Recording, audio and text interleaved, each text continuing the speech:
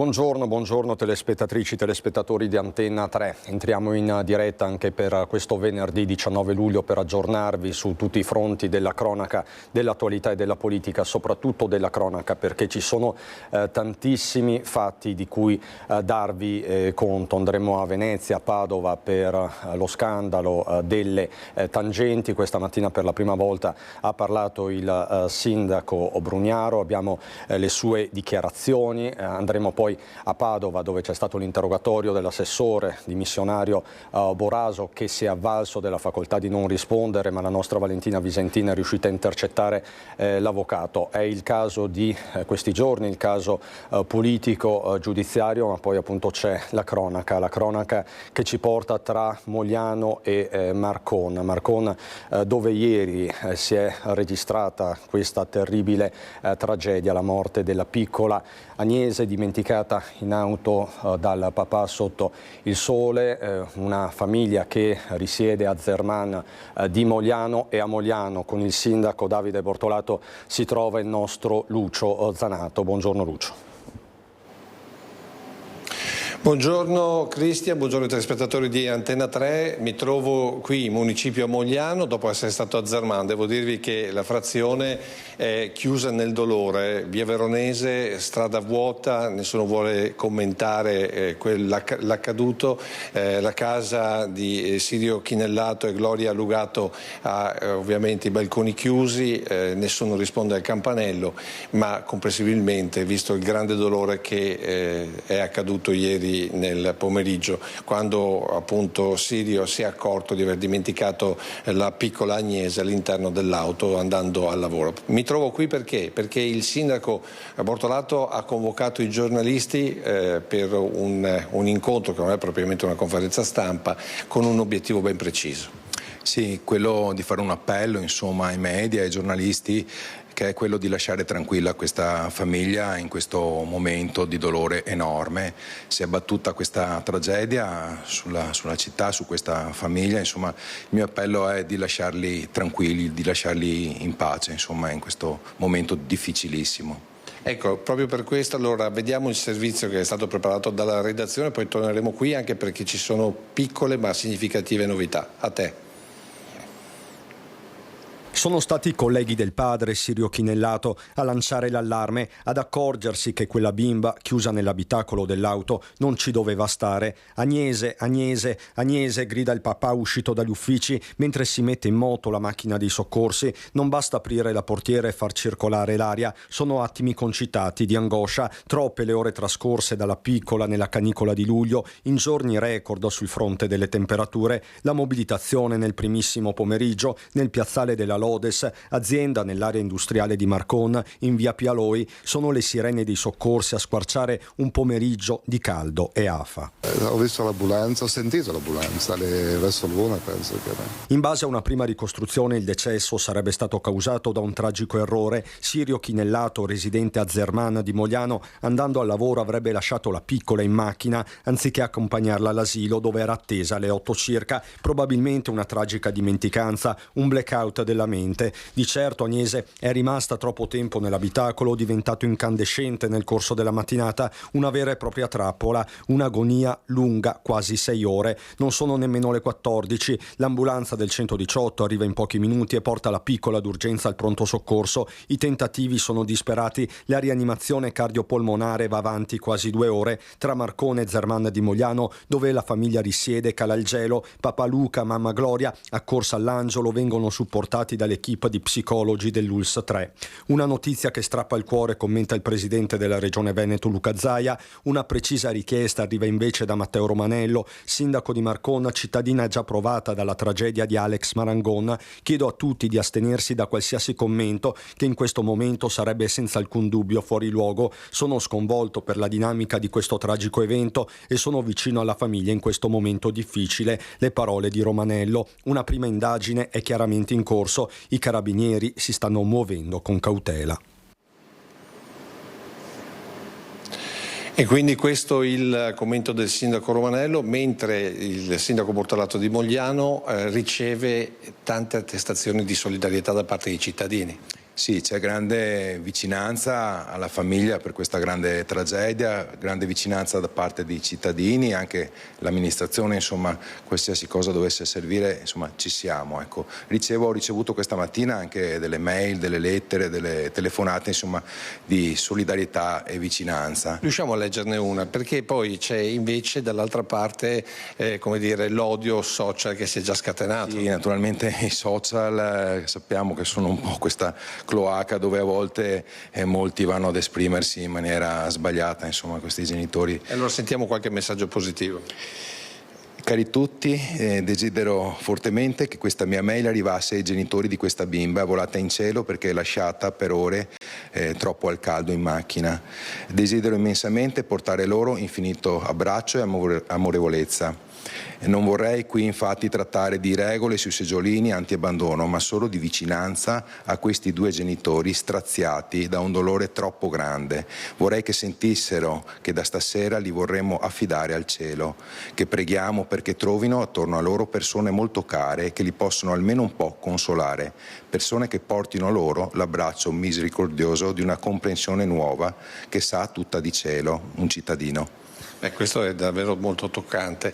Certo è che ha toccato invece l'altro tema, cioè quello della tecnologia. Forse dovremmo informare di più i cittadini, soprattutto quelli che hanno bambini in tenera età, di proprio entrare con questa tecnologia nella quotidianità. Sì, la tecnologia ci aiuta sempre di più, i sistemi di sicurezza sono sempre più all'avanguardia, non bastano, bisogna anche, insomma, usarli, e però il destino a volte è veramente crudele e non guarda i sistemi tecnologici che oggi abbiamo. Ecco, noi ovviamente cercheremo di sentire anche il parroco che ieri è andato a trovare la famiglia. Un'altra notizia, pare che si cerchi una normalità per la seconda figlia della coppia che tra l'altro che è qui da 5 anni, arrivando da Salzano.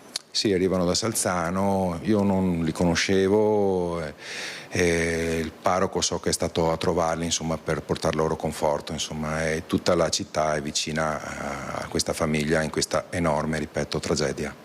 E qui da Mogliano è tutto, se non hai domande ti restituisco la linea. Zanato con Nicoletta Rizzetto, grazie anche per questa testimonianza importante e toccante al sindaco di Mogliano Veneto Davide Bortolato. Dicevamo una giornata molto densa di fatti, torneremo a collegarci con Treviso, c'è stata un'operazione dei carabinieri contro lo spaccio di droga, fra poco andremo anche a Quinto di Treviso dove ci sono delle fiamme in un distributore, fiamme molto alte in cielo, sul posto si sta recando la nostra Edi Caliman, però appunto il fatto di questi giorni è lo scandalo delle tangenti che ha travolto Cafarsetti, che ha travolto il comune di Venezia. Come vi dicevo c'è stato l'interrogatorio dell'assessore, dell'ex assessore ormai Renato Boraso in tribunale a Padova. Fra poco ci collegheremo per l'appunto con Padova con Valentina Visentin. Prima però Filippo Fois, che questa mattina a Cacorner è riuscito a intercettare Luigi Brugnaro, il sindaco di Venezia, che per la prima volta ha parlato e ha parlato anche a lungo. Filippo, buongiorno, adesso ti vedo. Filippo Fois con Sandro Ponchio. Buongiorno. Buongiorno Cristian, buongiorno ai telespettatori di Antenna 3. In realtà dobbiamo dire che non abbiamo proprio intercettato al microfono, nel senso che Luigi Brugnaro non ha fatto delle dichiarazioni alla stampa, ha però parlato, e questa è stata la sua prima uscita pubblica, al Consiglio della città metropolitana di Venezia, la vecchia provincia di cui è sindaco metropolitano. Era una seduta di approvazione del bilancio, però è stata aperta da Brugnaro con un commento che tra poco sentiremo su quelli che sono le sue riflessioni riguardo all'inchiesta in corso. Ora ci troviamo a Cafarsetti, che invece è la sede del comune, perché lo stesso Brugnaro sarà protagonista tra pochissimo di una conferenza stampa sul contributo d'accesso. Infine questa sera sarà all'inaugurazione del ponte votivo del Redentore. In questo caso potrebbero anche verificarsi delle contestazioni. Vi aggiorniamo però per quello che riguarda l'indagine sul fatto che si allunga la lista degli indagati, che sono saliti a 23. È stato iscritto nell'elenco degli indagati anche il magnate di Singapore Ching Chat Kwong, l'accusa è quella di aver versato una somma di 73 milioni di euro all'assessore Renato Boraso per l'acquisto di Palazzo Papadopoli, che era un edificio di proprietà comunale, come voi ricorderete, e una somma giustificata con delle fatture emesse da una società di Boraso per servizi inesistenti. Questo naturalmente secondo la lettura dei magistrati. Ma sentiamo quello che ha detto Luigi Brugnaro questa mattina nella sede del Consiglio della Città Metropolitana, poi la linea può tornare allo studio. C'è un'inchiesta in corso, come sapete, e quelle notizie che si sanno sono quelle che sono sui giornali, che sono allegati. Da parte mia so di avere una coscienza pulitissima, non pulita, e che sia un galantrovo, dimostrerò nelle aule di giustizia o nelle sedi opportune, perché questo sicuramente anche perché ci sono persone indagate, ci sono altri fatti che io personalmente non conosco e credo che non si possa certo poter rispondere a domande di questo tipo in un momento del genere, anche per rispetto oggettivamente della magistratura ma anche degli indagati che giustamente dovranno difendersi nel processo e nel loro sistema. Per quanto riguarda me, sempre per la parte che mi attiene, le questioni sono sempre le stesse, sono dal 2015 che lo dicono, la proprietà dei Pili, la gestione del trust, il Palazzo Papadopoli è stato aggiunto, cosa a cui io non so assolutamente nulla, nel senso che abbiamo deciso di venderlo, quelle procedure non ho pallida idea perché ho detto soltanto che dobbiamo venderlo e ne faccio un titolo di orgoglio, ho venduto roba a Rosegotti, detti così in quel tempo, di cose che non si riuscivano a vendere, perché poi con quei soldi abbiamo utilizzato il bilancio del comune, insomma, poi quali siano state le procedure eccetera eccetera, adesso c'è la magistratura che fa benissimo a farlo.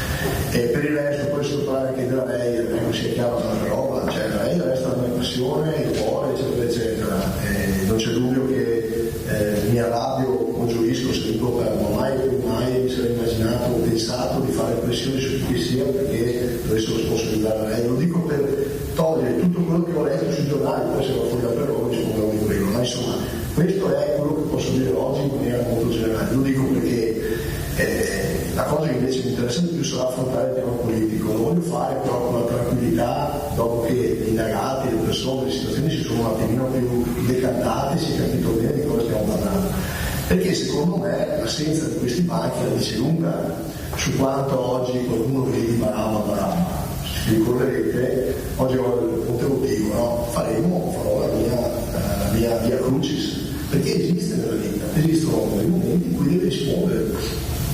Sapevo benissimo che il ruolo era complicato, eccetera, non pensavo di dover avere queste amarezze, questa proprio non pensavo di poterla avere per una persona onesta, è un grave, cioè è un colpo che non auguro a nessuno, davvero a nessuno, neanche ai signori che non ci sono. Però dico la storia insegnerà e politicamente c'è da dire questo, lo dico ai cittadini che mi ascoltano, ma lo dirò meglio, spero che riusciamo a fare un discorso serio, senza gente che urla. Il Consiglio Comunale per quanto mi riguarda sarà l'8 settembre, poi loro lo facciano quello che credono ma io mi presenterò una data per spiegare un po' la situazione politica. Dico accenno che questo è quello che ci aspetta, fuori dalla porta questi sono i modi di operare. Questo è il rispetto che si ha alla giustizia, questo è il rispetto che si ha alla politica. Immaginatevi che quel giorno che sono usciti dal Consiglio Comunale, sull'onda di un giacobinismo, trionfalismo, urlando frasi improponibili, perché poi quando apri l'oscura le persone che urlano, giustamente poi le persone si lasciano andare, eccetera. Quindi perdi anche il senso, è per quello che non mi sottraggo a questo tipo di dibattito, ma non al dibattito, a questo tipo di mondo, questa è proprio un'ingiuria totale. Però dico, pensate politicamente, noi quando hanno dato l'aula la prima giornata si votava il buco, la risoluzione del buco di Mestre, dove c'è un investimento di un privato che ho seguito personalmente perché sennò i privati non arrivano, se non hanno la fiducia che l'amministrazione ti fa fare le cose. Io lo rivendico questa cosa qua. Rivendico i grandi investimenti fatti da Venezia a Mestre, ma sono investimenti dove il sindaco si mette in prima persona a spiegare, a dare tutti i suggerimenti e a vedere che il progetto sia fatto bene perché arrivi in Consiglio Comunale un qualcosa che i cittadini possono decidere, non le cose lunghe. Noi abbiamo sempre fatto con tutte le polemiche del caso, perché quando fai vedere il progetto alle persone invece una volta facevano passare i dedini, cioè soltanto gli indici, no? Poi i progetti venivano fatti da altre parti, invece noi abbiamo coinvolto la cittadinanza. È proprio il metodo che abbiamo usato che è diverso, che loro non vogliono. perché quel giorno, andando a dare le carte amministrative, l'opposizione è uscita dall'aula, abbiamo approvato noi, la nostra maggioranza, abbiamo approvato la soluzione di un investimento di più di 100 milioni in privato, come lo chiamavano loro per buco di Mestre, l'ex ospedale per capirci. Ed è con orgoglio che rivendico questo. E poi il piano politico amministrativo, sull'amministrazione diremo appunto a settembre, perché adesso dovrà sentire io oggi ho raccolto le deleghe, io ho creduto un piano per me, e per quanto riguarda le altre partecipate aspettiamo di seguire le persone coinvolte, stiamo facendo tutti i passaggi amministrativi perché non verrà ovviamente bloccato nulla, ma sempre con le massime garanzie alle persone. E per cui di questo riferirò a settembre quando abbiamo risolto tutte le cose, non è che aspetterò settembre a farlo, perché li incontrerò di quelli che sono i passaggi e a quel punto mi saranno sicuramente più noti.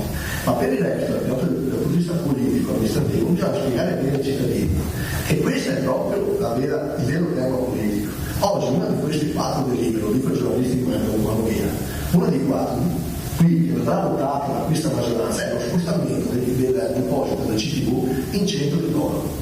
Amministrazione di centro-sinistra, e noi la voteremo noi, per rispetto ai cittadini, perché è un'operazione giustissima da fare, sono anni che si parla di spostare, non c'è nessuna indicazione di parte, però la stiamo votando noi, la nostra faccia, le nostre mani, la nostra vita.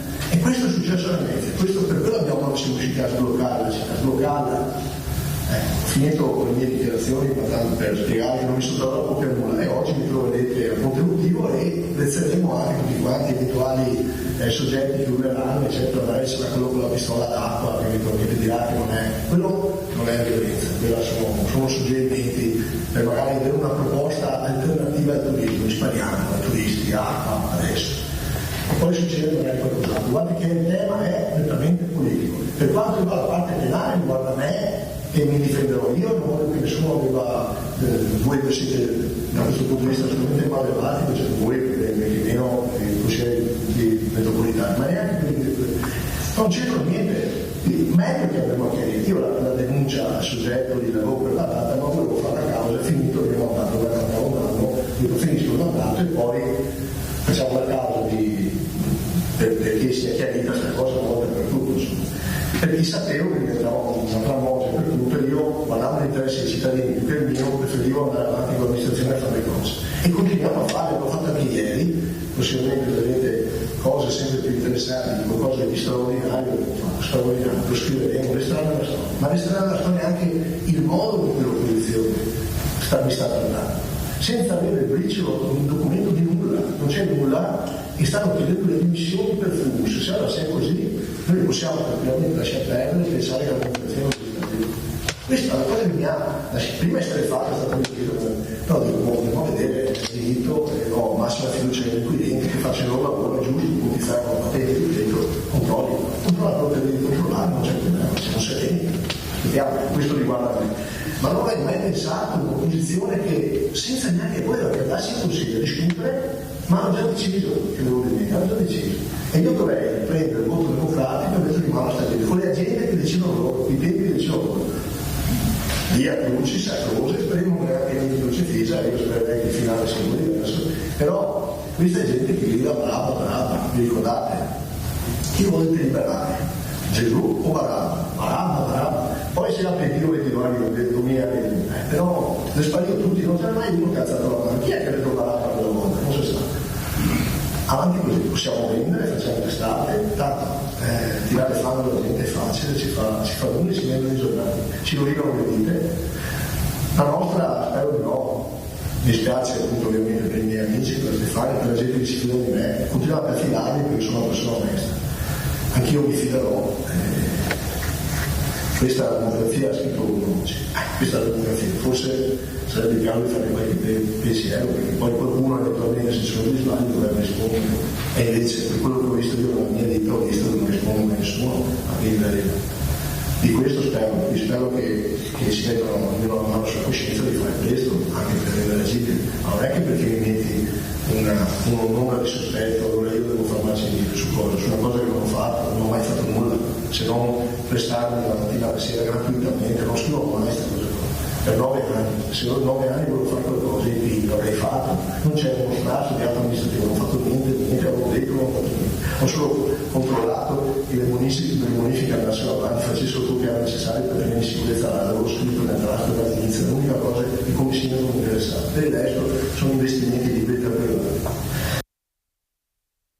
Queste le parole di Luigi Brugnaro. Per la prima volta parla e ha parlato a lungo dello scandalo Tangenti che ha travolto Cafarsetti. Sono pronto alla mia via crucis, lo avete sentito, qualcuno stasera, aggiunto riferendosi all'apertura del ponte votivo per il Redentore, griderà Barabba, speremo noi me mette in croce, ha concluso in dialetto veneziano, ma sono tanti i passaggi significativi. Però mentre Brugnaro diceva questo, Renato Boraso, l'assessore arrestato, si è presentato in tribunale a Padova, dove per noi c'è la nostra Valentina Visentin con Federico Cibotto. Buongiorno Valentina.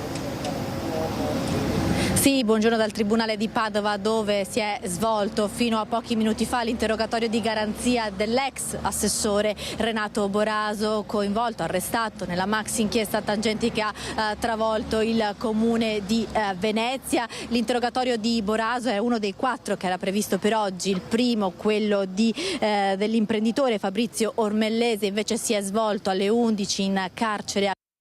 Quello di Boraso doveva svolgersi alla casa circondariale di Padova, dove è detenuto, ma si è svolto invece qui nell'aula del Tribunale di Padova, dove a seguire poi sono stati sentiti anche gli avvocati per l'interrogatorio di convalida invece delle altre 2 persone agli arresti domiciliari, l'imprenditore Daniele Bricchese e Alessandra Bolognini, direttrice generale dell'immobiliare veneziana IVE. Per quanto riguarda Boraso, è arrivato qui in tribunale alle 10:45 con un furgone della polizia penitenziaria e poi è entrato in aula. L'interrogatorio è durato fino alle 11:30, era accompagnato dal suo avvocato Umberto Pauro, che al termine dell'udienza ha dichiarato che il suo assistito si è avvalso della facoltà di non rispondere. Lo abbiamo sentito proprio pochi minuti fa l'avvocato all'uscita dall'aula. Sentite le sue parole.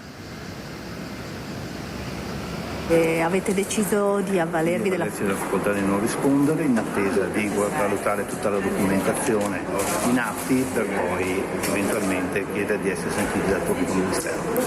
Chiederete la scarcerazione intanto? Abbiamo chiesto una modifica della misura cautelare. E quando avrete il giudice? Adesso deciderà il giudice lagunare di non sostituire. Le chiedo solo come ha trovato il suo assistito. Motivato, come avevo detto già altre volte, mi pare motivato, sta iniziando a guardare tutti gli atti che sono stati depositati. Queste le parole dell'avvocato Pauro, il legale dell'ex assessore Boraso, perché di fatto ieri la figura principale di questa maxi inchiesta ha dato le dimissioni. Lo ricostruisce nel suo servizio Ilaria Marchiori. Io restituisco la linea allo studio. Ha rassegnato le dimissioni per un fatto di correttezza nei confronti delle istituzioni e anche per essere più libero di difendersi. L'assessore alla mobilità Renato Boraso ha deciso di rassegnare le dimissioni dall'incarico e lasciare Cafarsetti. L'ha reso noto il suo avvocato Umberto Pauro dopo l'incontro nel carcere di Padova, dove è detenuto l'ormai ex assessore.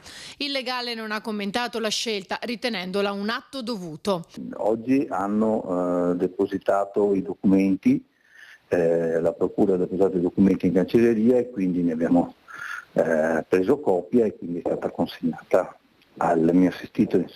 A Boraso, che è determinato nel volersi difendere, la Procura di Venezia contesta 11 episodi di corruzione, concussione e autoriciclaggio dal 2015 a oggi.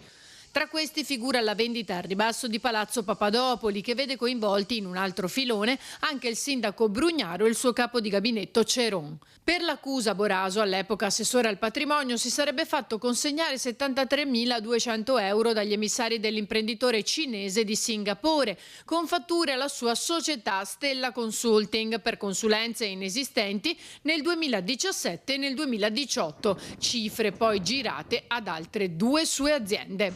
Domani è previsto l'interrogatorio a Padova.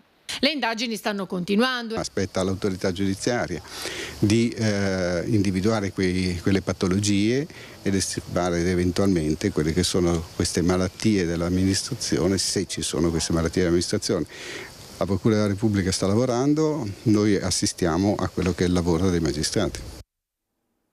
Insomma, vedete le novità di giornata nel pomeriggio di ieri, le dimissioni di Boraso che questa mattina in tribunale a Padova si è avvalso della facoltà di non rispondere, come ci ha aggiornato la nostra Valentina Visentin, e Luigi Brugnaro, il sindaco, che dice: sono pronto alla mia via Crucis. Brugnaro che ha parlato a lungo, quasi 9 minuti, ve lo abbiamo proposto integralmente. Adesso la cronaca ci riporta nella Marca trevigiana a Quinto. Dovrebbe essere collegata con noi la nostra Edi Caliman per un fatto successo da poco in un distributore. Buongiorno Edi.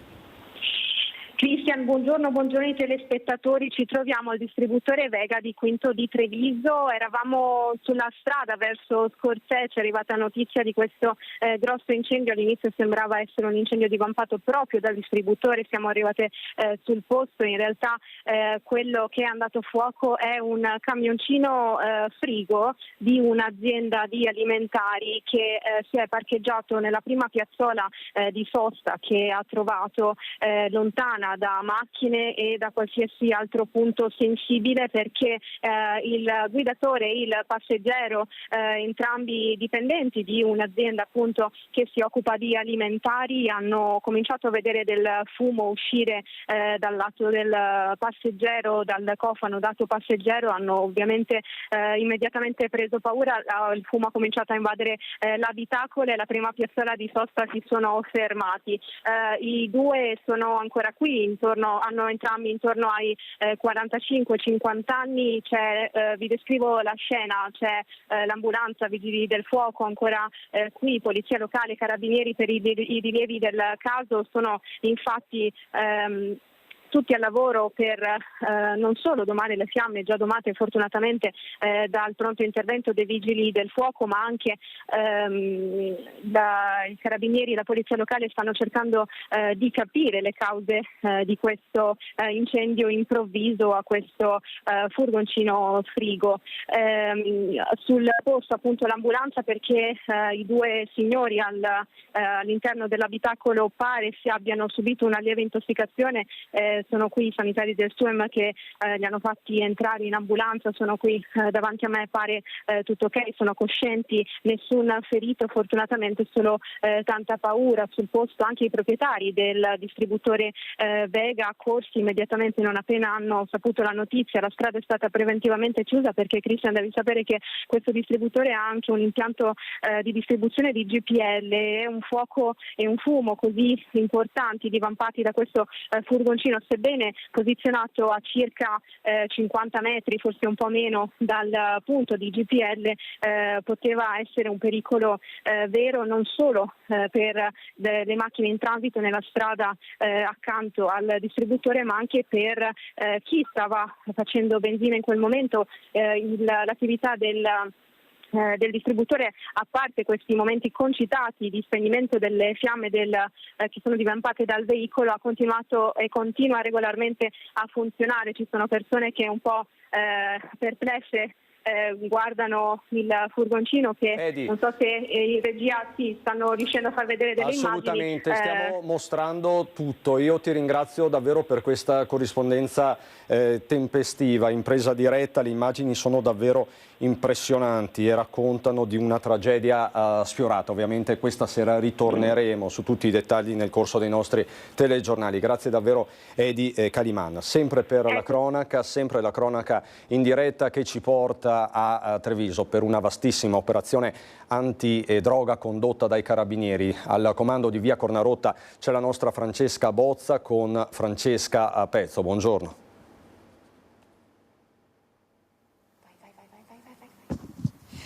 Buongiorno Cristian e buongiorno ai nostri telespettatori. Siamo nella caserma dei Carabinieri di Treviso per raccontarvi di un'importante operazione antidroga della compagnia dei Carabinieri di Montebelluna. Insieme a me il comandante, il maggiore Domenico De Luca, carabinieri che hanno arrestato 2 persone, entrambe della zona del Montebellunese, un 36enne e un 43enne. Voi da tempo, comandante, stavate tenendo sotto controllo l'abitazione di uno dei 2 arrestati, perché era ritenuta in qualche modo una possibile, probabile base di spaccio. Sì, erano in corso già da tempo degli accertamenti su quell'abitazione che ci veniva segnalata appunto essere una probabile base per lo spaccio di stupefacenti.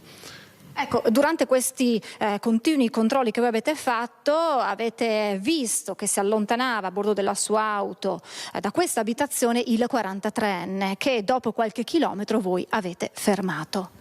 Ritenendo appunto che si fosse perfezionato una cessione di stupefacente, abbiamo fermato il probabile acquirente ed effettivamente è stato trovato in possesso di un etto di hashish, un etto di marijuana, bilancino di precisione e materiale per il confezionamento. Poi successivamente vi siete spostati nell'abitazione del 36enne e qui avete trovato un ingente quantitativo di sostanza stupefacente. Alla fine, all'esito della perquisizione, siamo riusciti a rinvenire e sequestrare 3 kg di hashish e quasi 3,5 kg di marijuana, quindi oltre 6,5 kg di stupefacente in totale. Un quantitativo importante per il nostro territorio. Assolutamente, riteniamo che fossero parte di una catena medio-alta dello spaccio del territorio e che tutti questi chili di stupefacente sarebbero andati a riempire le piazze della provincia trevigiana, con un focus soprattutto sui più giovani per quanto riguarda la tipologia dello stupefacente sequestrato. Ecco, quindi i probabili clienti potrebbero essere giovani, anche giovanissimi, magari che avrebbero potuto utilizzare questa sostanza stupefacente in occasione magari di qualche festa o rave party.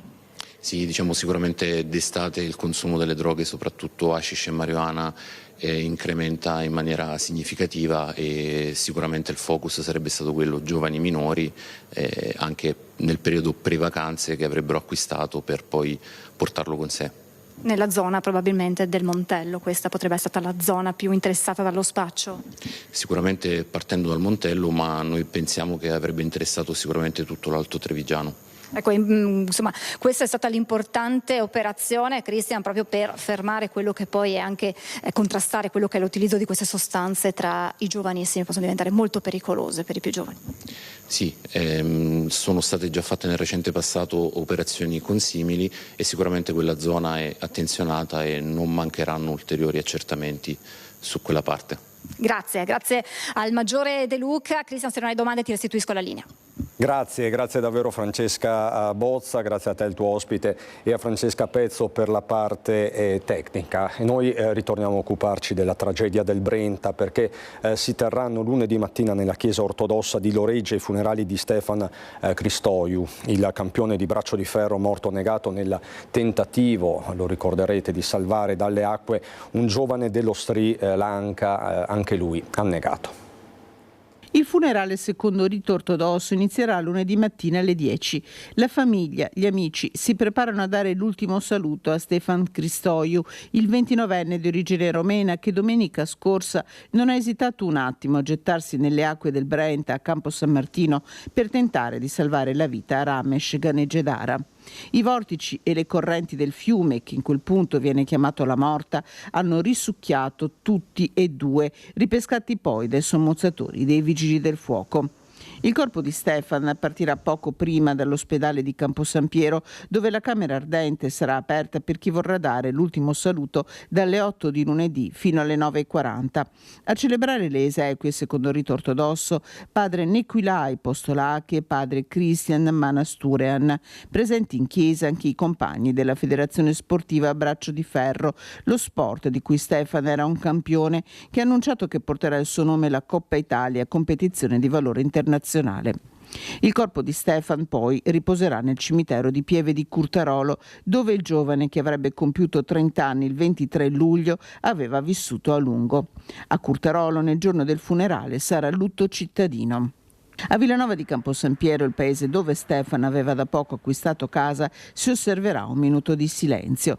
Nel frattempo continua la raccolta fondi per riportare nello Sri Lanka Ramesh Ganegedara, 23 anni, in Italia da soli 2 mesi. Per il rimpatrio della salma è necessaria una cifra ingente che la comunità si sta impegnando a raccogliere. Ancora tanti, troppi i furti in Veneto, dalla Marca trevigiana al padovano, ma c'è un alert specifico che riguarda il Vicentino, in particolare la zona di Due Ville, dove si è riunito il Comitato Ordine e Sicurezza convocato dal prefetto. Per noi proprio a Due Ville Luisa Bertini con Andrea Benetti, con loro il sindaco Giuliano Stivan.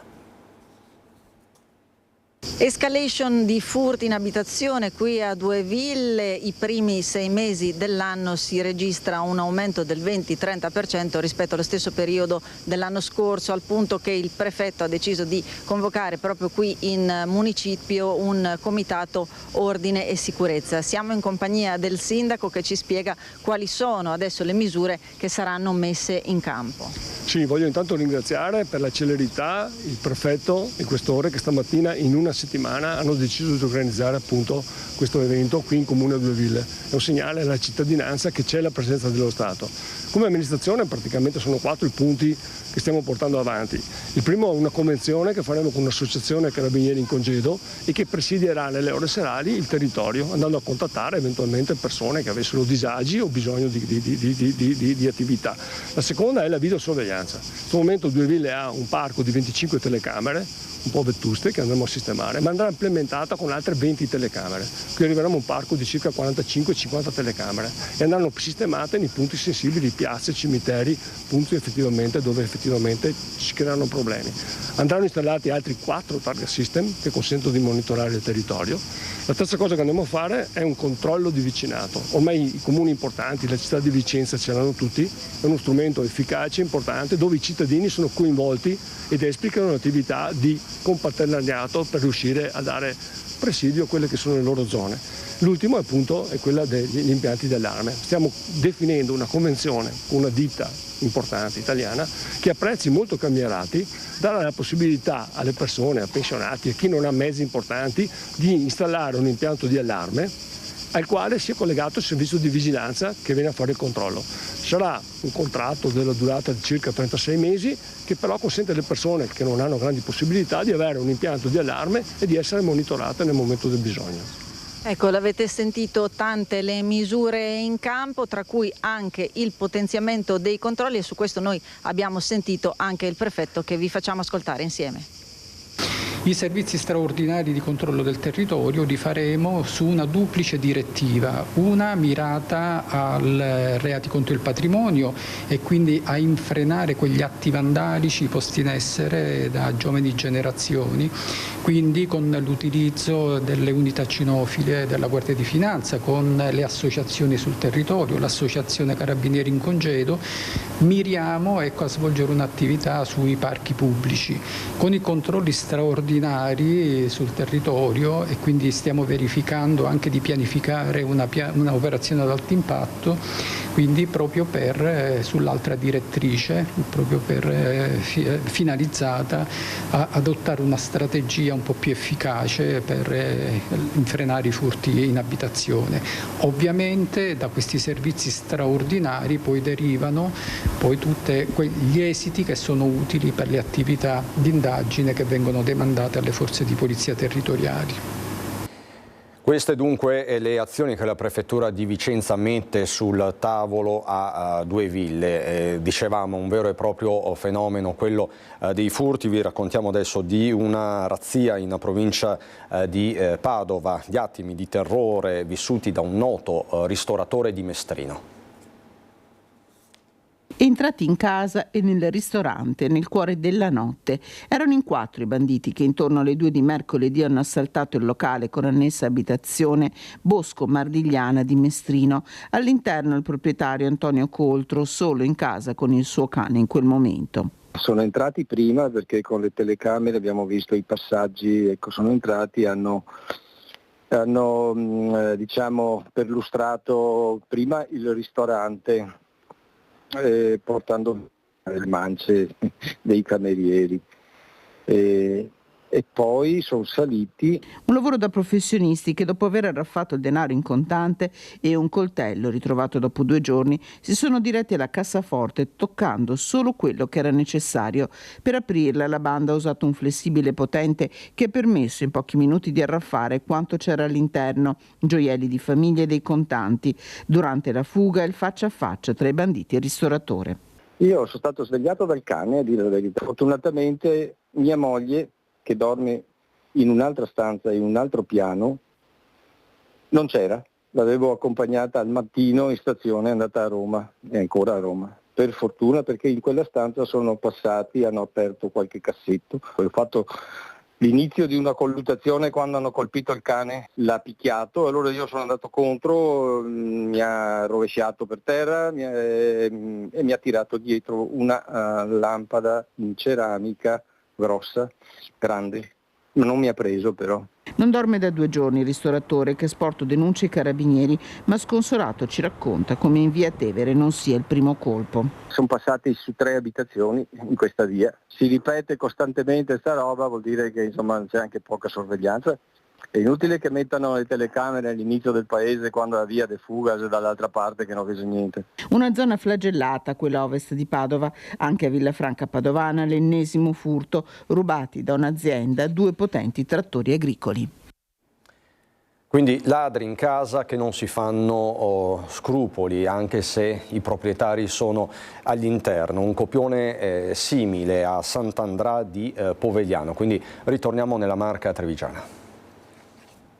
Ho sentito mia sorella che chiamava Davide papà, non capivo perché mi chiamasse, su quello che ho aperto gli occhi ho visto questa persona passarmi di fianco al letto e scavalcare il davanzale e buttarsi qui sopra il portico e poi qui sul giardino, e un'altra persona qui dove adesso c'è il furgone che stavano scappando praticamente, quindi li ho visti così passare di corsa. Lo spavento è stato abbastanza importante. Davide è uno dei 4 figli della famiglia Marconato che nella notte ha vissuto attimi di panico. Era da poco passata la mezzanotte quando dei malviventi si sono intrufolati al secondo piano della loro abitazione in vicolo Mazzini a Sant'Andrà e hanno tentato di rubare, ma hanno trovato una famiglia reattiva che li ha messi in fuga.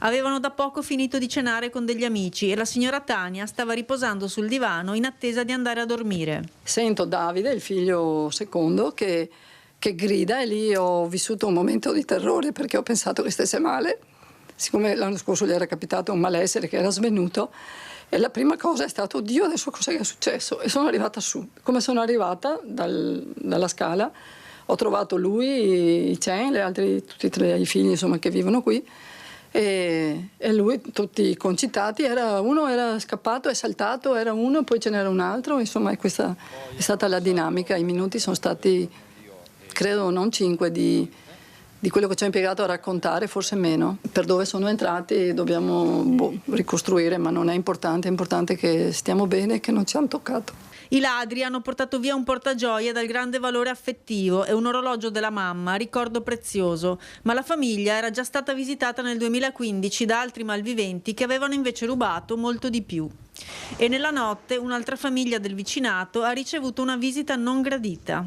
Questa mattina, mentre erano dai carabinieri a fare la denuncia, è arrivata questa coppia che anche loro hanno avuto la visita, però loro si sono resi conto questa mattina quando si sono svegliati per andare al lavoro. Ritorniamo a parlare di lotta allo spaccio di droga. Ci sono 2 nuovi arresti a Padova, individuato dalla polizia un alloggio al portello dove si vendevano, pensate, e consumavano eroina, hashish, marijuana, metadone e farmaci di ogni tipo. Un appartamento dove comprare la droga e consumarla direttamente lì, sul posto, dove si poteva trovare ogni tipo di stupefacente e anche farmaci e metadone acquistati con ricette mediche false. La polizia ha disposto gli arresti domiciliari per 2 persone accusate di aver acquistato droga e medicinali con ricette false. L'indagine era partita dopo la morte per un mix letale di metadone e cannabinoidi di un 28enne padovano nel 2022.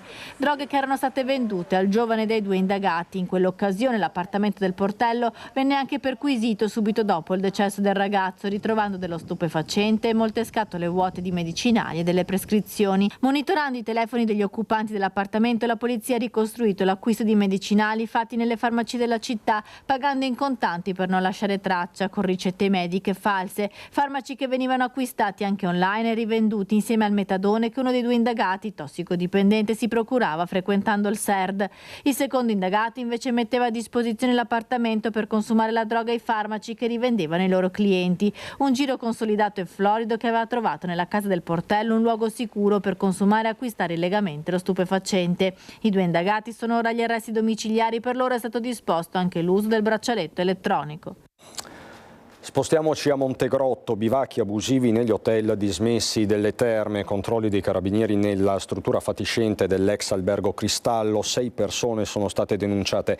Il blitz dopo la segnalazione della presenza di diverse persone che bivaccavano all'interno. I militari hanno trovato 6 nordafricani che occupavano delle stanze e sono stati denunciati per invasione di edificio. Nei prossimi giorni il servizio sarà ripetuto in modo tale da dare un messaggio forte della presenza delle forze dell'ordine anche in un punto di Montegrotto dove spesso si vengono a formare sacche di degrado.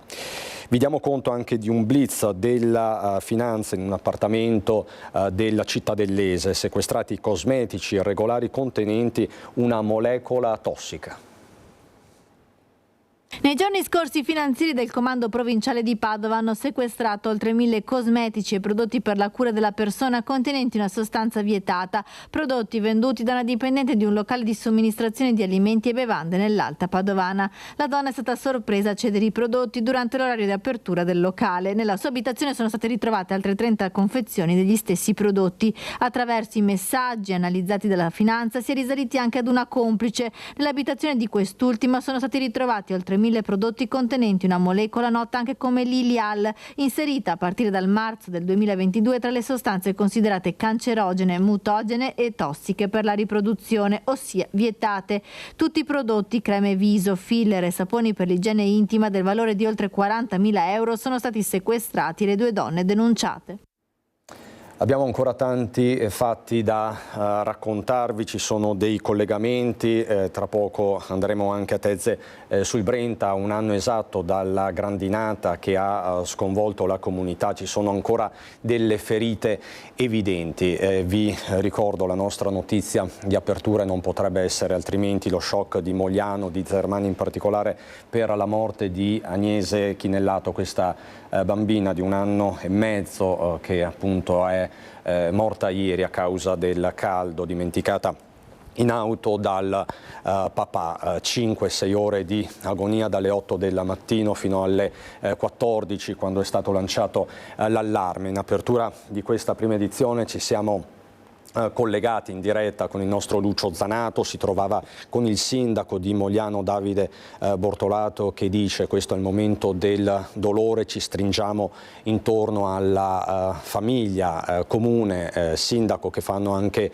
da scudo al delirio social che per certi versi si è abbattuto sul padre di questa bambina. Il giorno del dolore, dicevamo, e della disperazione a Zermana, e chiaramente è un fatto molto grave, le indagini sono in corso. Tutti gli aggiornamenti fra pochissimo e ritorneremo appunto a Tezze sul Brenta fra poco. Di nuovo in diretta prosegue il racconto di questo venerdì a Nord-Est. Tanti i fatti che vi stiamo raccontando. Vi mostro l'home page del Gazzettino. Brugnaro indagato alla prima uscita pubblica. Redentore, sono pronto alla mia via Crucis. Dico ai cittadini: sono una persona onesta. Ve lo abbiamo trasmesso praticamente integralmente nella prima parte di questa prima edizione. Brugnaro che ha tutta l'intenzione quindi di andare avanti, mentre il suo assessore, il suo ex assessore a questo punto Renato Boraso, in tribunale a Padova si è avvalso della facoltà di non rispondere. C'è una presa di posizione politica di cui dobbiamo darvi conto. Flavio Tosi che dice: dimissioni del sindaco, se è estraneo vada avanti. Brugnaro che ha atteso questa sera al Redentore, quindi non si escludono anche delle proteste. Insomma, staremo a vedere. Di certo è un fronte caldo, caldissimo, quello veneziano. Noi ritorniamo alla cronaca, ritorniamo in provincia di Treviso. Saranno celebrati domani a Ormelle i funerali di Massimo Feletto, travolto e ucciso da un'auto pirata domenica sera. Questo ragazzo, quest'uomo con sindrome di Down che tutti conoscevano, tra Ormelle, San Polo di Piave, Tempio. Una notizia che ha sconvolto mentre le indagini proseguono. Mentre il cerchio si stringe intorno al conducente della Fiat Grande Punto Grigia che ha causato il tragico investimento di domenica sera a Ormelle, dandosi poi alla fuga, sono stati fissati i funerali di Massimo Feletto, 50 anni, rimasto ucciso nell'incidente mentre versa in gravi condizioni in terapia intensiva all'ospedale di Treviso la donna che era con lui, la sua badante, una quarantenne di origini marocchine. L'ultimo saluto a Massimo, affetto dalla sindrome di Down e impiegato da tempo in diverse mansioni nella struttura Casa Vittoria di San Polo di Piave, è fissato per sabato mattina alle 10:30 nella chiesa parrocchiale di Tempio di Ormelle, dove era stato dato l'addio nell'estate 2022 anche al nipote Alessandro, 17 anni appena, morto in un incidente in scooter. I carabinieri stanno lavorando all'individuazione del pirata fuggito senza prestare soccorso. Sul luogo dell'incidente sono rimasti lo specchietto della vettura e alcuni frammenti di vetro. L'ipotesi è quella di un residente della zona, non trattandosi di strade di passaggio. C'è il nostro Mirko Cavallin pronto da Tezze sul Brenta. Vi dicevo, una comunità ancora ferita dopo un anno dalla grande grandinata che aveva distrutto case e capannoni. Ma ci racconta tutto Mirko. Mirko, buongiorno. Buongiorno Cristian, buongiorno ai telespettatori di Antenna 3. Con me c'è il sindaco di Tezze sul Brenta, Luigi Pellanda, che ringrazio per la pazienza, viste le temperature attuali, ma viste anche, sindaco, le previsioni per stasera, perché un anno fa c'è questa grandinata, tra poco dalle regia vedremo anche le immagini di cos'è successo un anno fa, un'altra grandinata fatalità è attesa per stasera. Sì, speriamo non sia della stessa entità di quella dell'anno scorso, speriamo che non sia assolutamente una grandinata, ma solo un temporale estivo. Le previsioni sono di allerta gialla, siamo tutti sul chi va là, speriamo bene, incrociamo le dita, perché un altro danno così ingente nel nostro territorio come quello dell'anno scorso proprio non abbiamo assolutamente voglia di sorbircelo. Ci troviamo tra le località di Stroppari e di Campagnari. Abbiamo scelto questo punto anche su indicazione del sindaco perché ci sono due situazioni tipiche. Uno fra i tantissimi tetti già ricostruiti e rimessi a posto, praticamente nuovi, e dall'altra parte, a pochi metri di distanza, invece lavori ancora in corso. Ci sono comunque diverse situazioni di questo genere. Qualche numero, sindaco, giusto per capire le dimensioni del fenomeno, solo per un comune da 13.000 abitanti come Tezze. Sì, ecco, al di là di quelle che sono state le valutazioni iniziali, cioè la stima sommaria che noi abbiamo inviato alla Regione Veneto subito nei giorni successivi alla grandinata, vi do i dati delle richieste che sono pervenute al Comune per la richiesta di danni. 66 le attività produttive per 8 milioni di euro, 569 le domande per le residenze per 18 milioni di euro circa, quindi per un totale di 24 milioni di euro. Queste solo le richieste che sono pervenute a noi e che noi abbiamo trasmesso alla Protezione Civile. È chiaro che i danni sono molto superiori.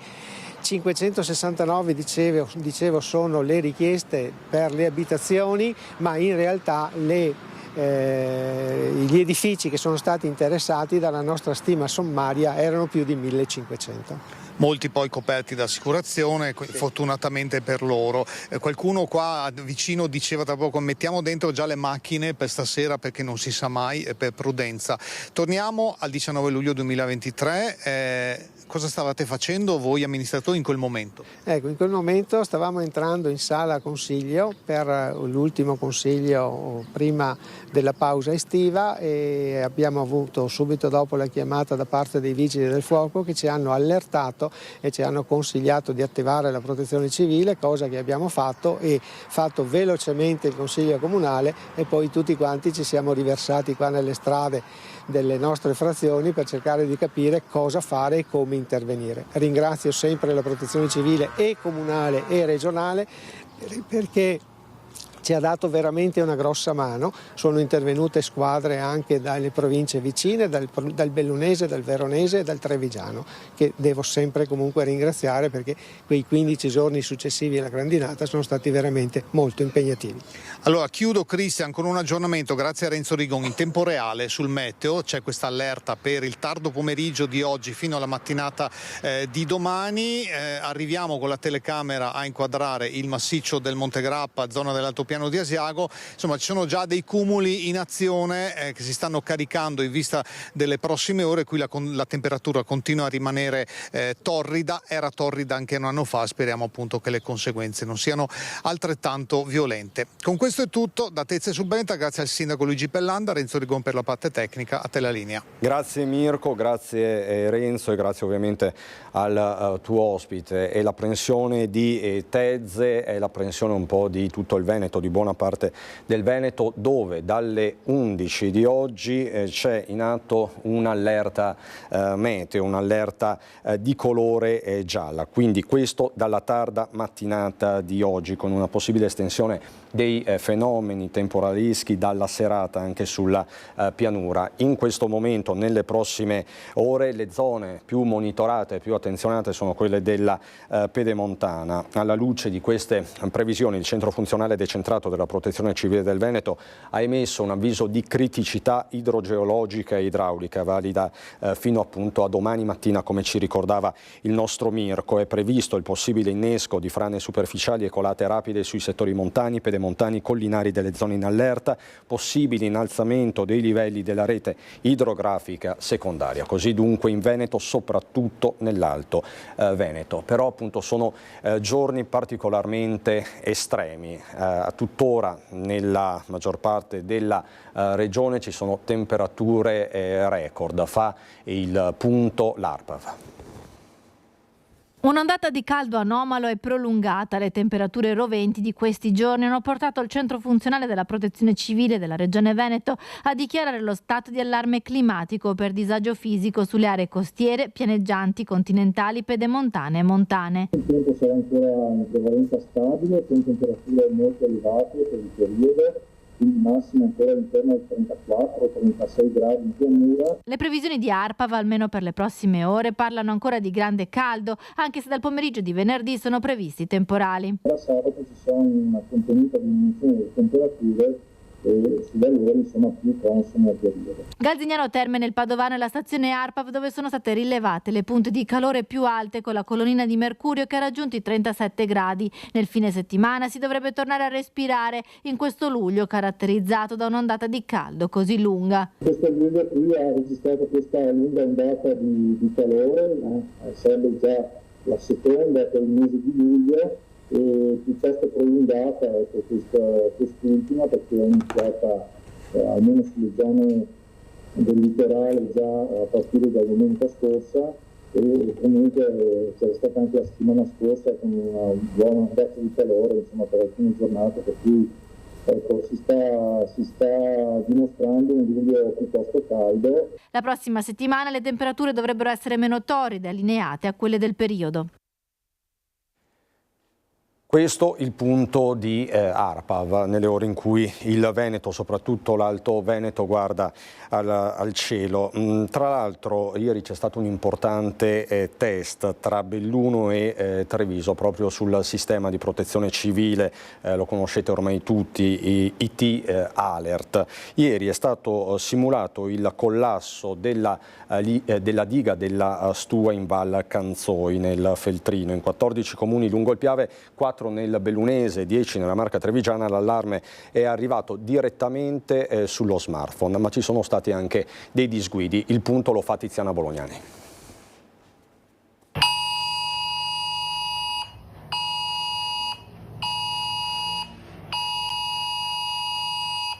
Allarme. Collassata la diga della Stua in Val Canzoi nel Bellunese, allontanarsi dai corsi d'acqua. Per fortuna solo un'esercitazione, una prova annunciata del sistema IT Alert coordinata dall'assessorato regionale di protezione civile con il Dipartimento Nazionale diretto da Fabrizio Curcio.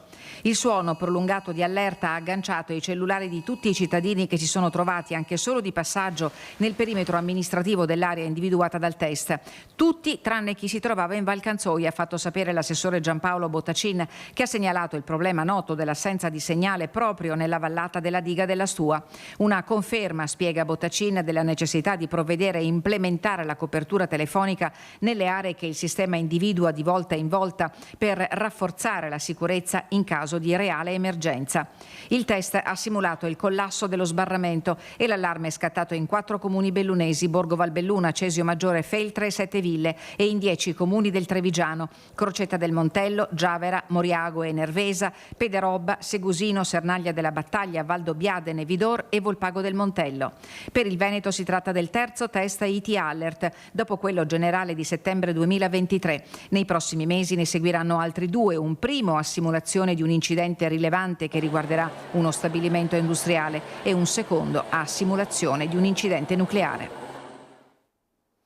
Insomma, come vedete, la mobilitazione è ampia e noi torniamo adesso sul caso di Alex Marangon con tutti gli aggiornamenti. Lo conoscete tutti, Alex, questo giovane di Marcon, a cui Marcon ha dato l'ultimo saluto nella giornata di sabato. Le indagini per capire cosa sia successo tra il 29 e il 30 giugno dell'abbazia di Vidor sono in corso e c'è anche una nuova richiesta da parte dei familiari, quella di procedere con il test del cappello su tutti i partecipanti al rituale sciamanico. La famiglia di Alex è in attesa ovviamente di una risposta da parte della Procura della Repubblica di Treviso. Etanolo, cannabinoidi come hashish e marijuana, cocaina, morfina, metadone, buprenorfina. Sono tante le sostanze che possono essere individuate con il test tossicologico del capello, esame che i familiari di Alex Marangon hanno chiesto venga effettuato su tutti i partecipanti al rituale sciamanico all'abbazia di Vidor. Rispetto agli esami più comuni su sangue e urine, l'esecuzione del test tossicologico sul capello garantisce una maggior finestra temporale, non un dettaglio visto che sono passate quasi 3 settimane da quella maledetta notte. Siccome il tempo passa, noi riteniamo che alcune richieste andassero fatte. Ma la Procura vi ha già risposto nel merito della richiesta di ieri? No, penso che poi non è neanche detto che ci devono chiamare per dire ok, facciamo il test. Se viene fatto sarà disposto un incarico, lo sapremo, vediamo anche di parteciparci se possibile. L'unico finora sottoposto agli esami tossicologici di rito è stato il povero Alex. Dalle risultanze potrebbero arrivare altri elementi utili. Altro fronte il delirio social che si è scatenato sulla vicenda e che ha portato i soliti leoni da tastiera ad andare oltre il consentito. Anche su questo non si esclude di coinvolgere la polizia postale per preservare sempre la memoria del giovane. Una valutazione tecnica che poi va fatta e sulla quale comunque però stiamo raccogliendo gli elementi, certamente non ce ne stiamo a guardare. Questi gli aggiornamenti sul fronte del caso di Alex Marangon. Vi do questo aggiornamento di cronaca. Operazione della Guardia di Finanza di Treviso, 20 denunciati e un arrestato, max evasione di accise IVA da 11 milioni e mezzo di euro. Scoperte 3 fabbriche di superalcolici a Foggia, Napoli e Caserta. Parliamo di 1 milione di litri di alcol di contrabbando che veniva importato come igienizzante. Tutti i dettagli ovviamente di questa nuova operazione nel corso dei telegiornali della sera.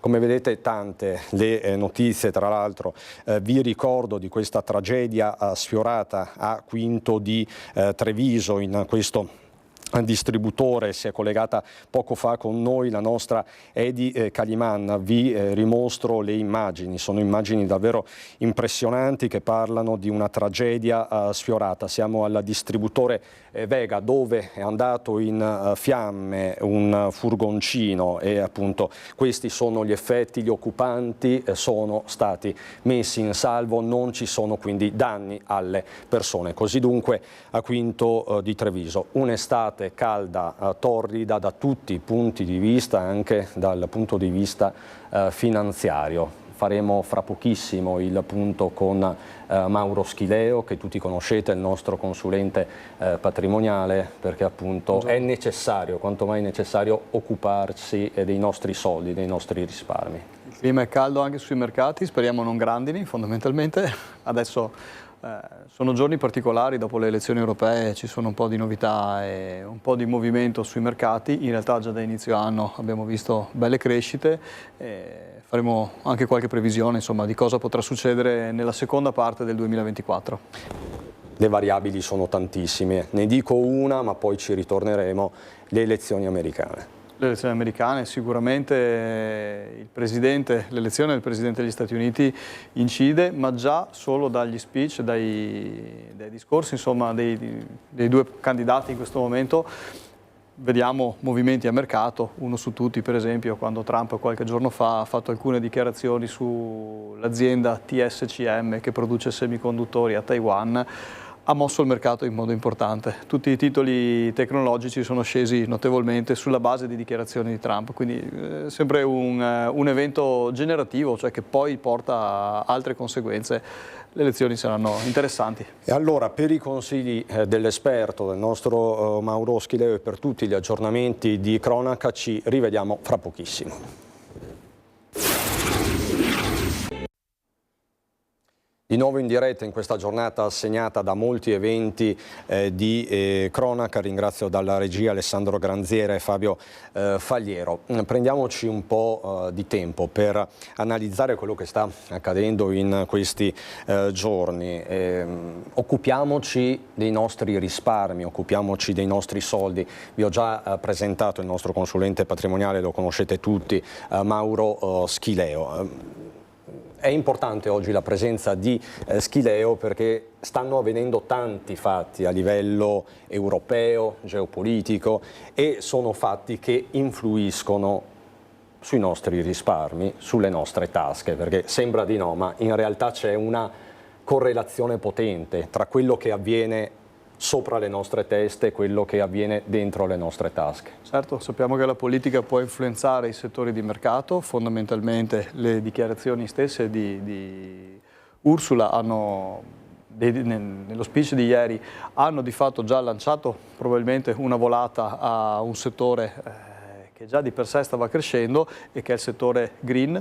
Fondamentalmente lei parla dell'accordo per l'industria pulita, che è un settore che già appunto sta crescendo di suo, ma che verrà ulteriormente sostenuto dai governi, e quindi un settore che troverà probabilmente vantaggi fiscali, e di fatto è anche un po' una necessità per l'Europa. Va svecchiato e oggi noi abbiamo necessità di migliorare dal punto di vista industriale, efficientare quel settore.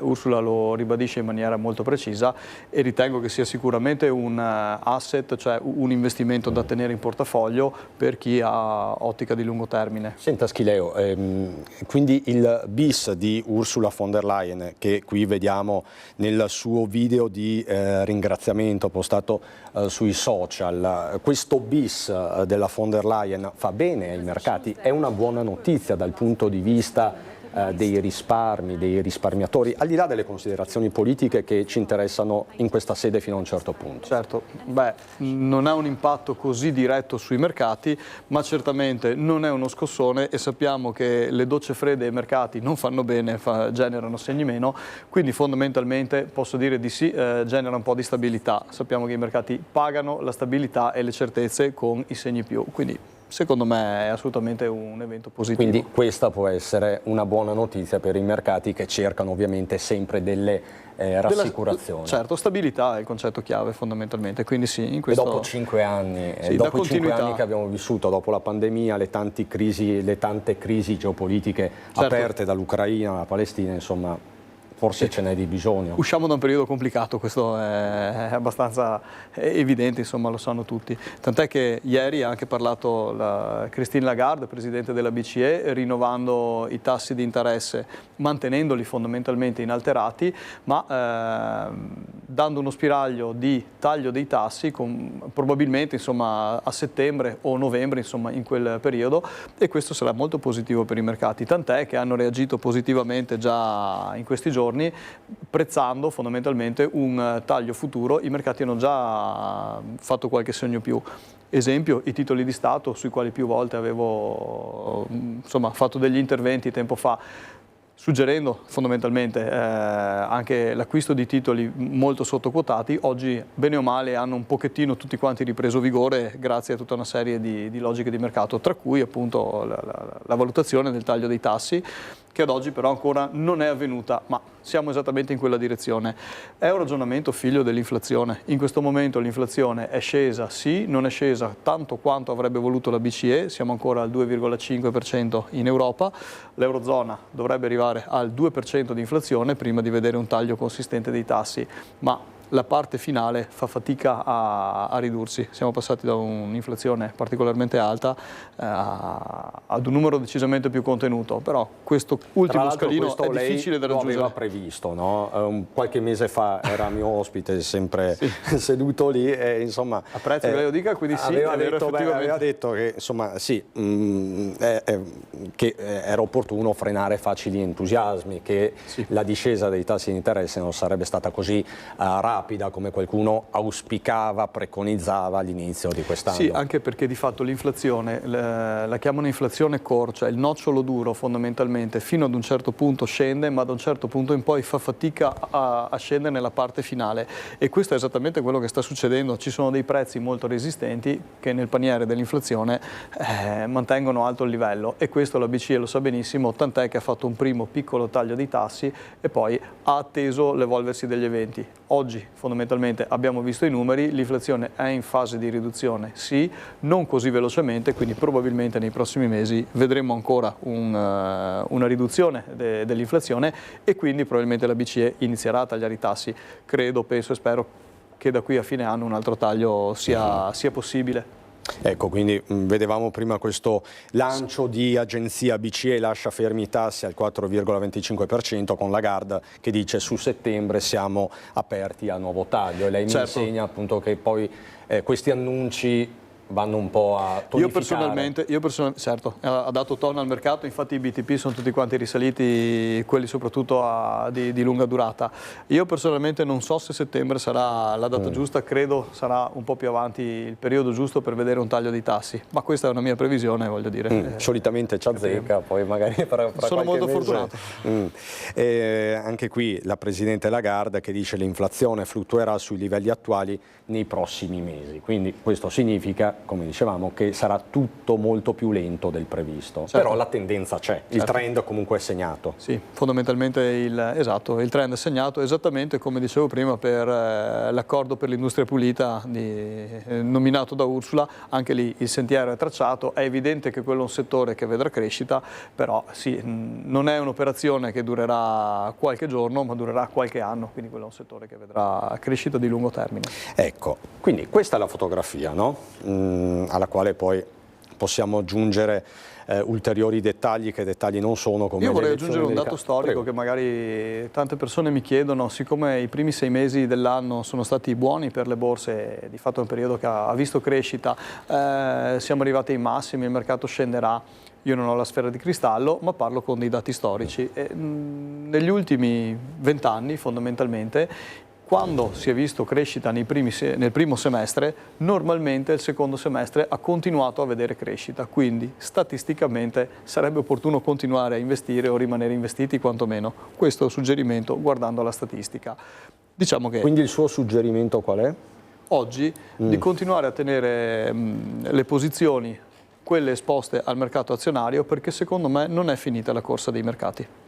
Quindi una linea attendista, premia. Sì, sicuramente sì. In questo momento lei suggerisce questo. Mentre se parliamo di nuovi investimenti, dove dobbiamo guardare? Questa è sempre la domanda che mi mette più in difficoltà in assoluto, per il semplice motivo che la risposta giusta è sempre dipende dagli orizzonti temporali, dal rischio, dalle necessità di liquidità di una famiglia. È difficilissimo rispondere con una sola informazione. Chi mi chiede mercato azionario, oggi suggerirei di entrare valutando il piano di accumulo, cioè spaccare l'ingresso di liquidità e non entrare tutto a mercato investito in un unico momento. Forse genera una minore rischiosità intrinseca dell'investimento e più probabilità di crescita a tendere al futuro. Ma sicuramente essere intermediati da un professionista è forse il consiglio migliore che posso dare in questo momento.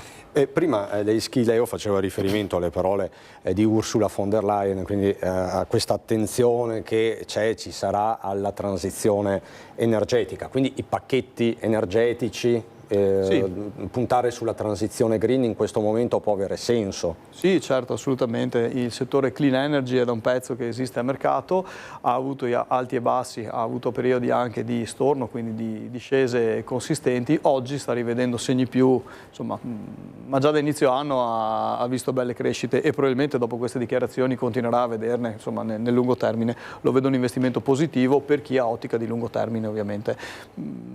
Cerco sempre di evitare di parlare di speculazioni di mercato, espone molto a rischio le famiglie e io non sono molto pro. Cerco di ridurre i rischi, questo è un po' il suggerimento. Sì, questo poi è fondamentale, soprattutto se parliamo di famiglie, di risparmio delle famiglie. Senta, Schileo, le chiedo proprio una battuta su un trend anche qui che si sta registrando, se ne parla spesso anche nei dibattiti televisivi. Queste famiglie, queste persone, questi giovani che si indebitano per andare in vacanza. È un problema questo? Secondo me è figlio di poca lungimiranza. Io nella finanza comportamentale, o meglio nell'educazione finanziaria più che finanza comportamentale, sono dell'avviso che il debito deve essere un debito sano. Non è sbagliato indebitarsi, è sbagliato indebitarsi per asset, beni di poco valore. I debiti secondo me bisogna farli per gli asset. E che cos'è un asset? È un qualcosa che mi permette di ripagare il debito. Okay? Esempio classico, un immobile, una casa. La vacanza secondo me è un debito insano. Io suggerisco di arrivare preparati a questo tipo di eventi sapendo che ci saranno delle spese da affrontare, ragionando semplicemente con il risparmio. Insomma, questo è un diciamo consiglio di mero in buon generale senso. Che c'è un debito buono e un debito cattivo. Assolutamente sì, anche perché pagare a rate e quindi indebitarsi per spese fondamentalmente e non per investimenti o beni che abbiano un valore significa appesantirsi. Il problema si gode subito, ma poi bisogna pagare questo godimento a lungo termine ed è particolarmente costoso di solito, perché i tassi di interesse per questo tipo di credito, che è il credito al consumo, sono particolarmente elevati. Senta, Schileo, quindi per me no. Si era capito. Allora, Schileo, resti con me, io ritorno per un attimo alla cronaca. Parliamo di un'operazione della Guardia di Finanza di Treviso, una vasta operazione su falsi appalti nel settore delle pulizie per alberghi e ristoranti. Questa è l'ultima operazione della GDF trevigiana. Abbiamo scoperto falsi appalti per 10 milioni di euro nel settore delle pulizie in favore di alberghi e ristoranti, denunciando 3 persone per somministrazione fraudolenta di manodopera ed emissione di fatture per operazioni inesistenti al fine di conseguire un indebito risparmio di imposte per circa 2 milioni di euro. A pochi giorni dall'operazione della Guardia di Finanza su falsi appalti nel settore del packaging, nuova indagine delle Fiamme Gialle di Treviso che hanno scoperto e bloccato una frode fiscale attuata tra il 2018 e il 2022 mediante falsi contratti d'appalto, questa volta nel campo delle pulizie per alberghi e ristoranti tra le province di Treviso, Belluno, Padova, Venezia, Vicenza, Pordenone, Udine e ancora Bergamo, Milano, Monza, Brianza, Varese, Bologna, Firenze, Lucca, Massa Carrara. Attraverso perquisizioni domiciliari, indagini bancarie e le testimonianze raccolte è emerso che gli indagati agivano come amministratori di 12 imprese con sede nel Trevigiano, di cui 10 venivano utilizzate per assumere i lavoratori. Avevano formalmente in pancia i lavoratori, prevalentemente donne di nazionalità straniera, in un numero medio di circa 60 unità. Si limitavano a fornire i lavoratori presso gli alberghi e i clienti.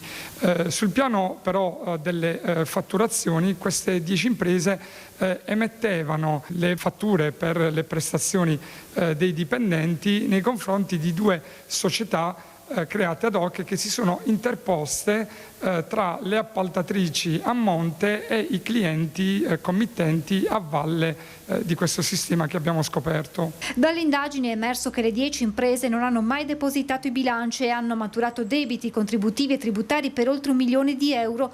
Dopo un breve periodo sono diventate inattive per poi essere sostituite con altre dalle medesime caratteristiche. Il fine di questa attività di indagine è quello di impedire il proliferare di appalti non genuini, falsi, che sono solo lo strumento per mascherare illecite esternalizzazioni di manodopera.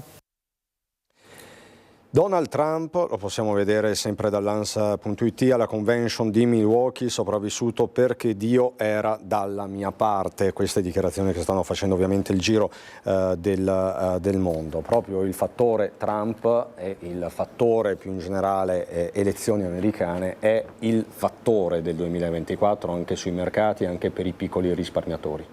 Certo, io leggevo alcuni articoli dove Trump ormai è dato già per vincente alle elezioni americane, anche se poi così scontato non è.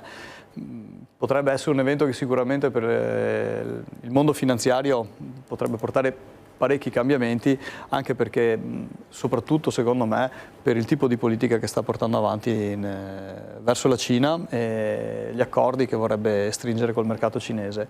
Questo sarà tutto un tema da valutare. È faticoso spendere certezze e dare tranquillità in questo momento riguardo a questa tematica, tutta in divenire, però secondo me se fosse eletto Donald Trump i mercati verrebbero scossi, non necessariamente in negativo, però sicuramente qualche cambiamento lo porterebbe, questo è evidente. Questo assolutamente, soprattutto se ci sarà un avvicinamento alla Cina.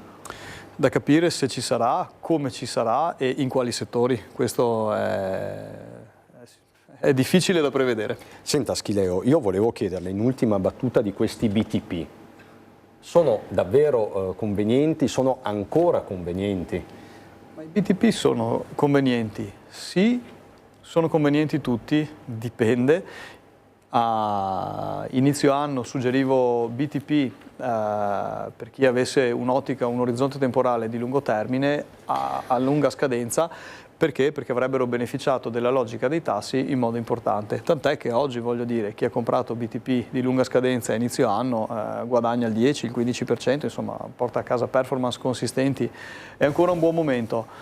Forse ancora qualcosa si può marginare. Diciamo che è un settore che ha già visto belle cavalcate, secondo me è da valutare con attenzione l'entrata a mercato in questo momento. Quindi potrebbe un po' esaurirsi. Sì, però potremmo anche vedere qualche ritracciamento, quindi qualche discesa durante il periodo estivo e quindi potrebbe riaprirsi una finestra. Va valutato con attenzione, secondo me. In alternativa ai BTP? In alternativa ai BTP dipende moltissimo dal grado di rischio, questo è assolutamente un tema importante. Che lei consiglia sempre appunto di mantenere su livelli bassi. Per esempio la Cina è un settore dove tutti quanti oggi hanno il faro puntato perché è un mercato sottoquotato, compresso, potrebbe scendere ancora, sì, però se lo guardo in ottica di lungo termine tendenzialmente è ancora valido da comprare? Secondo me sì. Io più che suggerire lo strumento, il mercato, suggerirei il modo di approcciarsi a quel mercato. Oggi entrare con tutte le scarpe in un unico settore secondo me è estremamente rischioso. Io ripeto, diversificherei e entrerei spaccato nell'ingresso, quindi con un tempo più lungo. Non in un unico investimento. Grazie davvero Mauro Schileo, consulente patrimoniale, ma insomma la rivedremo presto, magari subito dopo Ferragosto, per fare un po' il punto di questo anno finanziario che ancora una volta è sulle montagne russe. Grazie davvero Mauro Schileo. Siamo alle battute conclusive, giusto il tempo di ricordarvi quella che è la notizia del giorno, di queste ore, la notizia struggente che ci porta a Mogliano, Mogliano, la morte di questa della piccola Agnese uccisa dal caldo.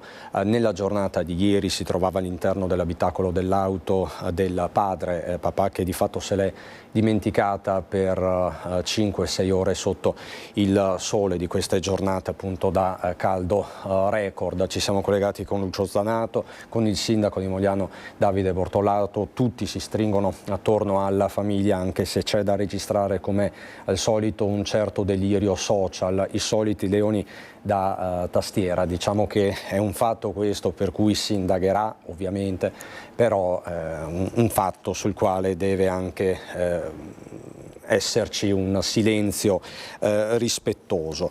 E poi il caso delle tangenti in comune a Venezia, questo vero e proprio tsunami. Vi abbiamo fatto sentire le parole del sindaco Brugnaro, che per la prima volta si è espresso questa mattina a Cacorner, circa 9 minuti di intervento che vi abbiamo trasmesso integralmente. Brugnaro che dice, lo vedete anche dal Gazzettino.it, dico ai cittadini: sono una persona onesta, sono pronto alla mia via crucis. Tra l'altro, questo, grazie davvero a Alessandro Granziera, queste le immagini che vi abbiamo trasmesso, questo nel giorno in cui Renato Boraso si è presentato in tribunale a Padova e si è avvalso della facoltà di non rispondere con il suo legale, che ha chiesto una misura meno interdittiva del carcere. Come sapete, l'ex assessore alla mobilità si trova detenuto al carcere 2 Palazzi. Torneremo poi sulla cronaca di questa intensissima